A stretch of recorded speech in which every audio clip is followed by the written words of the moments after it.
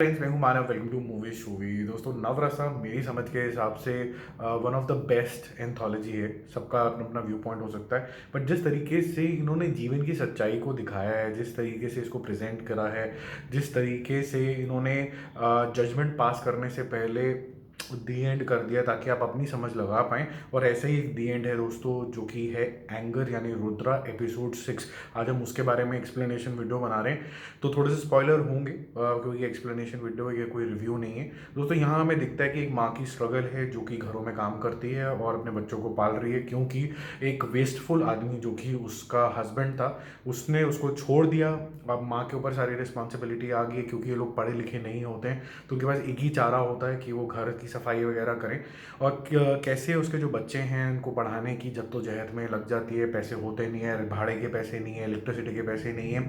और कैसे जो उसका मालिक है जहाँ पर वो काम करने जाती है, वो उसको पैसे के लालच में, लालच तो नहीं बोलना चाहिए, उसकी ज़रूरत की वजह से उसको अब्यूज़ करता है। और ये बात जो है बच्चों के अंदर काफ़ी ज़्यादा एंगर ले आती है। यहाँ पर बच्चे जजमेंटल हो जाते हैं। उनका एंगर दोनों वजह से होता है। एक एंगर है दोस्तों डायमेंशन की, मेरी माँ और हमारे पास पैसे नहीं है, हमारी ये जो स्थिति है वो कितनी मजबूर करने वाली है। और दूसरा, जो अपनी माँ की जो उन्होंने इज्जत अपने दिमाग में बना रखी थी, कि मैं अपनी माँ को एक स्टेचर पे रखा हुआ था, एक जगह पे रखा हुआ था, वो ब्रेक हो गया। क्योंकि उनको ऐसा लगा कि शायद उनकी माँ अब ये जो सेक्स ट्रेड के अंदर आ गई पैसे कमाने के लिए। हालांकि जो उसका बच्चा है उसको ये जल्दी ही रियलाइज़ हो जाता है कि जो पैसे वो लेके आ रही है वो अपने ऊपर नहीं खर्च कर रही है, बच्चों के लिए ही कर रही है और बेटी के आगे भविष्य के लिए कर रही है। पर इसके अंदर दोस्तों देखो, जो बच्चे हैं उनकी दो तरीके की मनोस्थिति जो है वो मैं देखी। जो लड़का है वो जाके उस आदमी को मार देता है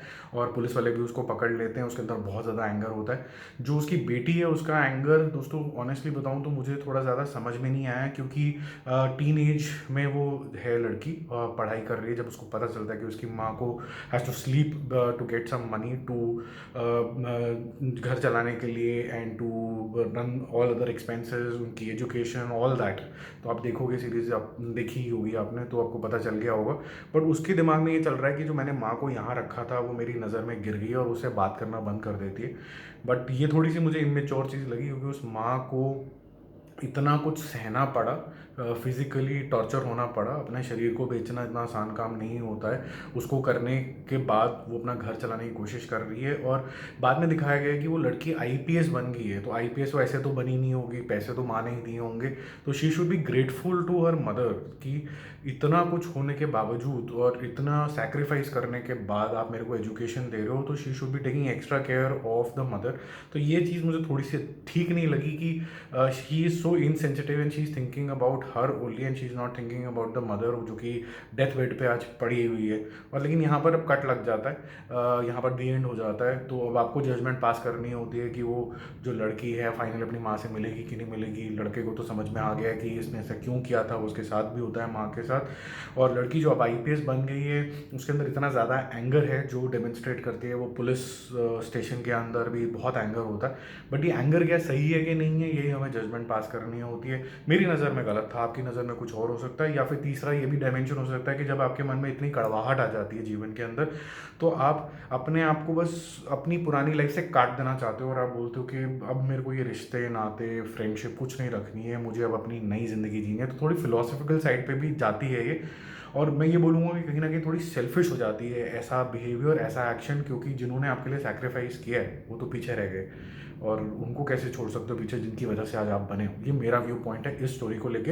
अरविंद स्वामी ने सच्चाई दिखाई है, जीवन की सच्चाई दिखाई है, ऐसा सच में होता है। तो डायरेक्शन बहुत अच्छी है, स्टोरी बहुत अच्छी है, बहुत हार्ड हिटिंग है।